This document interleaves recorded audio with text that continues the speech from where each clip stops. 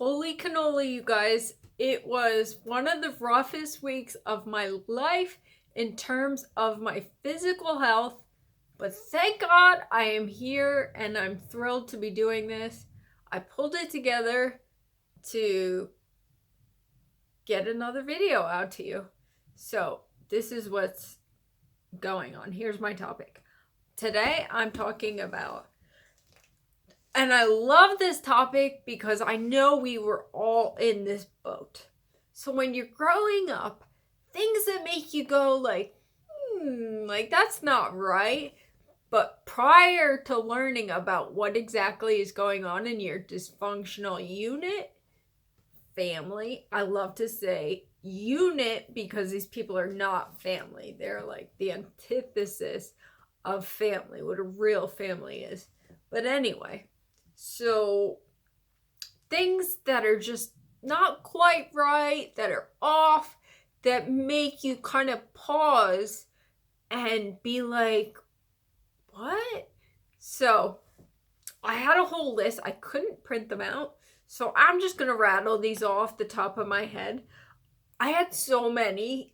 I might actually have to make another video about this. But nonetheless, here we go.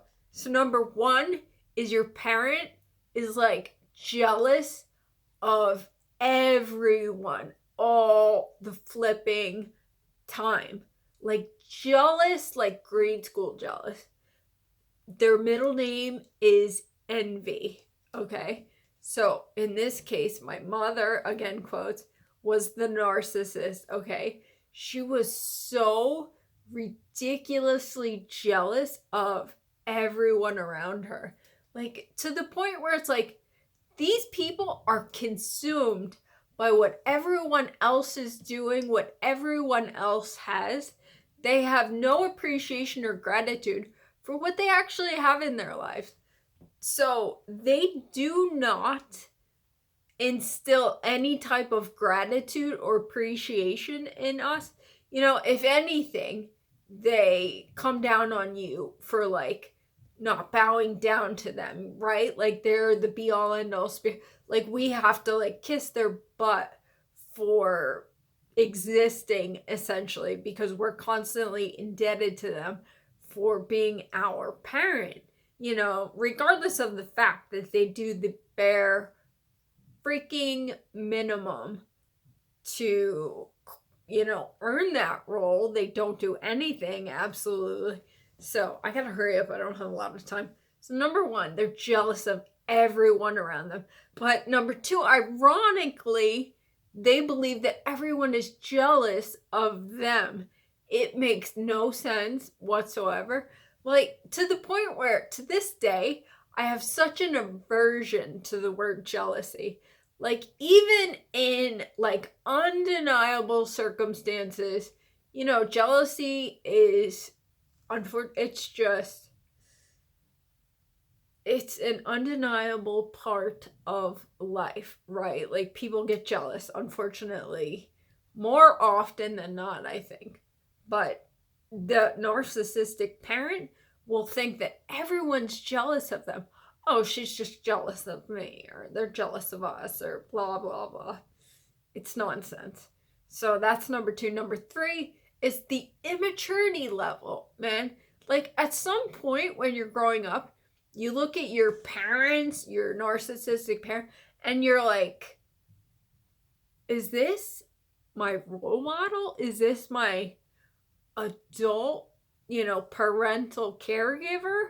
Like, oh my goodness, like the enabler, immature to the fullest extent, my father, you know, but the narc as well, the mother, totally immature.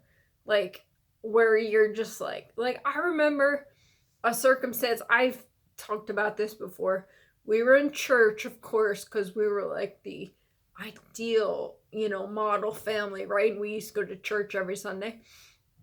We were at church one Sunday, and there was a person there in a very sophisticated wheelchair, tons of electronics on the back of it, and my mother was like gawking at this person, like uncomfortably, like obviously, to the point where I was like, what are you doing? Like, I said this out loud as a young kid. I couldn't have been more than like 12, but like to the point where it was embarrassing me.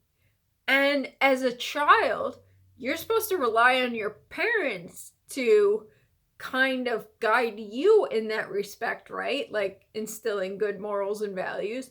Not the case when you have a narcissistic parent. It's the other way around. You are parentified. So the immaturity level is just, ugh. Another element to this is no one has substantial, genuine connections, relationships, anything like that. That's a huge factor. Like, the definition of family to me is like people that you connect with that will always love and care about you, right? Like, unconditionally, hell or high water. Not the case in a narcissistic unit. It's just so off. You just feel like, oh, all the time. Another element, what am I on, like 4 now?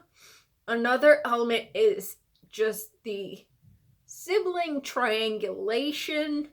I experienced this again to the extreme in the worst way. I had an older brother who was the golden boy, flying monkey. He did their bidding, constantly reporting back to them about me and all the great stuff I was doing, tattling on me, trying to get me in trouble, whatever. To this day, he's like the narc now because he's so miserable and he followed their protocol to the teeth, right? He was like the model child, and he's mad because at this point, his life is just as miserable as theirs. He married like a narcissist, and he's just reliving his upbringing, which was awful. So, sibling triangulation, if there's more than 2 siblings, so there could be like the golden boy, the flying monkey, the black sheep, Obvi. There could also be the lost child, which is just a child that gets like completely overlooked, like totally unacknowledged, unseen. That's another one. So, triangulation, sibling triangulation. Another element to this, to just feeling like, is like you just don't fit in, man.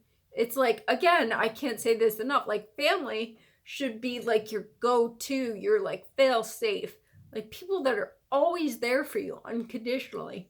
They love you and accept you for who you are, all your flaws, your bumps and your bruises, and they love you unconditionally. But not in a narcissistic family. You're like, this isn't right. So, you guys, I have so many examples of this, but those are a couple. I don't want to like run out of room here on my tape, but actually it's not a tape, it's just a camera, but I don't know, I'm old school. I had a really rough week, like I said. I'm just so thrilled to be making a video right now.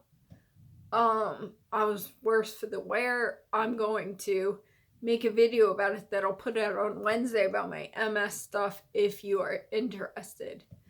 But for sure, man, that was like the worst feeling.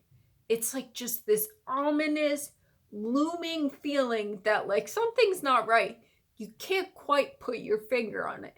But then you learn about narcissistic abuse and it's like, it's like everything makes sense. Everything just unfortunately fits it like textbook style. Like you'll see that your narcissistic parent is like straight out of the narcissistic handbook, just checking off all the boxes for what narcissists are, what narcissists do.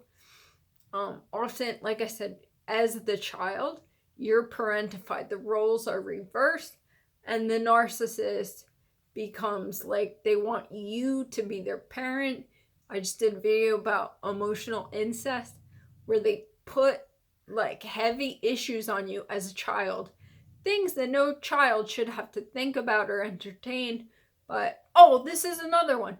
Your parent is always fishing for compliments, looking for constant reassurance and praise. That is a narcissistic trait, tried and true, but as a child growing up with this type of parent, they're doing it to you. And I was like, the main source of supply. Even on my flipping wedding day, this woman was like, oh, I look so fat, like fishing for compliments from me, the freaking bride, man. And I was like, oh, you look beautiful, you look great. Like, honestly. Anyway, you guys, I love you all. We are bumped, we are bruised, but beyond everything else, we are blessed because we're better people than these narcs could ever be. And we only got better because of the abuse. We appreciate and love the genuine connection. The genuine connections we have in our lives. So I will be back soon. Happy to be back. I was radio silent from the gram this week. I was in bad shape. Love you all.